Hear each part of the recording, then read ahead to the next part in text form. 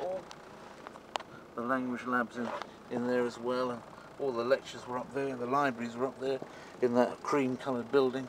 Some lectures were in this hall here. The buttery was over there, still is there, it says buttery, and on that building. And some of the friends, the young lady, because it was a girls' college, I'm not sure it still is just girls, but it was when I was here. Some of the ladies in the Christian Union that we hung out with, and ended up, some of our friends ended up being married. My friend Nicholas ended up married to a lady from Newnham College. So, but there were a number of us that used to meet around together. Grange Road was my preferred way.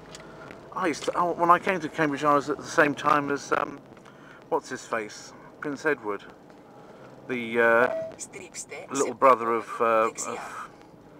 the uncle of William and what's his face, Harry, the little brother of Charles and oh hell, that one who's always doing business all over the place, Andrew.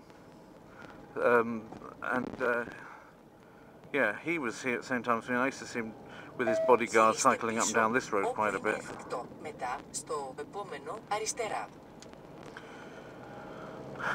So I don't need this because it's giving me completely wrong directions. I don't even want them. And one of the reasons why it's giving me wrong directions is that I put in the wrong place. I just put some random street in Cambridge. So why I even put it on, I just don't know. As Rawlinson College had friends, and they used to like to go in there. Well, I used to have a habit of yodeling to let him know that I was there. He asked me to yodel whenever I came, so he spoke German. He liked the fact that I was yodeling sometimes, yeah. It kind of appealed to him to have me yodel. I don't know why that was, but never mind.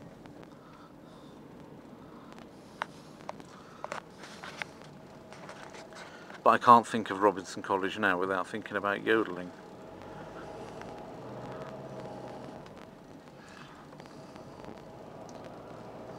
I think I was just having a sing-song one evening with the guy, if you wonder how it got to yodeling, and we were singing some German songs, and I sang that one of them, Es muss ein Sonntag gewesen sein, and it ends up with yodeling at the end, and I think he just really liked it.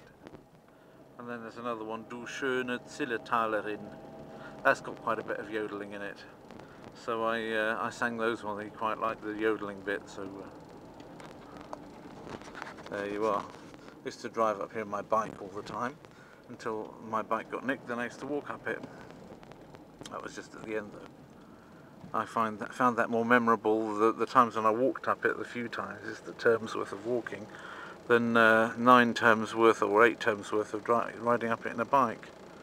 It's quick up there on a bike, whereas walking it, I found it took, like 10 to 15 minutes, which for me now is normal. I'm able to clear my head and think about interesting things when I'm walking, or I might have something to listen to. But then it seemed to be interminably boring. I wanted to be doing other things rather than that. Bikes, you could go up there to the college on a bike.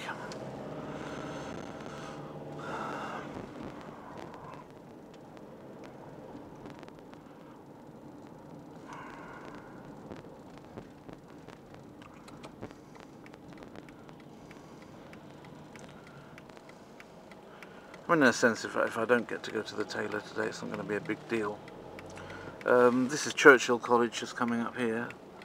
Fitzwilliam used to, well, have a bit of a rivalry, not the college itself, but because it's another modern college, but at least modern building. We're older than our building, of course, Fitzwilliam, but Fitzwilliam used to have some kind of a rivalry with, in rugby with Churchill, yeah, and especially being next to one another.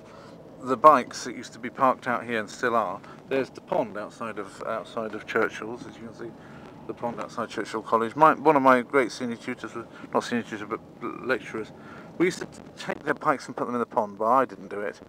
But the rugby club did. I wasn't in the rugby club. They used to like dumping the Churchill's people's bikes in their pond, but only at Christmas. It wasn't done all the time. There we are, Fitzwilliam College Cycle Park. There's the college. It's not the bit that I was in, it's been added on at the end. An extra court's been made. The bit that I was in, well, I can hopefully show you.